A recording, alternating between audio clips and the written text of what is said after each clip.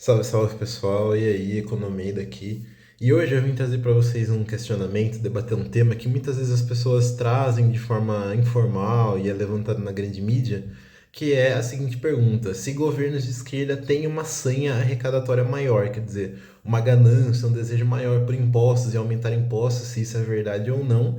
E como exemplo prático disso, eu vou trazer para vocês o IOF, o caso do IOF que está acontecendo nesse exato momento. O IOF ele é um imposto pouco conhecido pela população de forma geral. O IOF é Imposto sobre Operações Financeiras. Quer dizer, é um imposto federal que implica na cobrança de operações de crédito, câmbio, seguro, transação internacional, compra de moeda, esse tipo de coisa. Então, o IOF é um imposto que ele está mais no conhecimento de pessoas ligadas ao mercado financeiro ou que já fazem investimentos, que lidam com esse tipo de coisa. Então, o IOF já é um imposto que uma parte seleta da população conhece ele, tem conhecimento sobre, porque não é todo mundo envolvido nesse tipo de operação.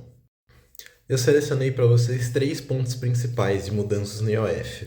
Operações de câmbio, que envolve cartão, compra de moeda e remessa. O governo instituiu uma alíquota única de 3,5%. Antes essa alíquota variava entre 1,1% e 3,38%.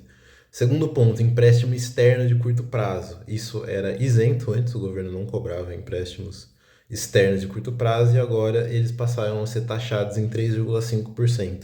E a previdência privada, que muitas pessoas que têm uma condição financeira privilegiada fazem, que aportes acima de R$ 50.000 eles eram isentos, mas eles passaram a ser taxados em 5% a partir de agora. E aí, frente a tudo isso, como a reação da grande mídia e do próprio Congresso, que está lotado de empresários, foi muito ruim, o governo publicou uma medida provisória no dia 8 de junho para recalibrar esse decreto, como a redução do IOF para o crédito empresarial, ajuste na tributação da previdência privada, revisão de seguros e outras rubricas, mas esse nem é o ponto principal que eu queria entrar aqui nesse vídeo.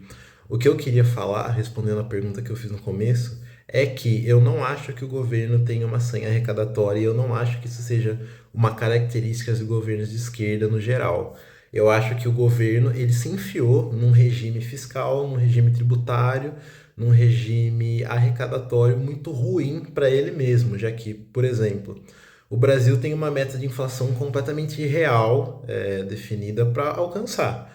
E você alcançar essa meta de inflação exige que sejam feitos cortes no orçamento, como na saúde, na educação, por exemplo. Então, o governo precisa aumentar a arrecadação, o governo precisa realizar cortes de investimentos para atingir as próprias metas fiscais que ele aceitou fazer parte. Então, assim, não dá nem para a gente falar que é o Congresso, que é uma conspiração da Câmara ou de outras instituições brasileiras, porque o teto de gastos, por exemplo, foi assinado por Fernando Haddad. Então, assim, para entrar dentro do teto de gastos, para estar dentro de todos os regimes fiscais que o governo aceitou fazer parte, ele precisa cortar gasto e aumentar a arrecadação consequentemente.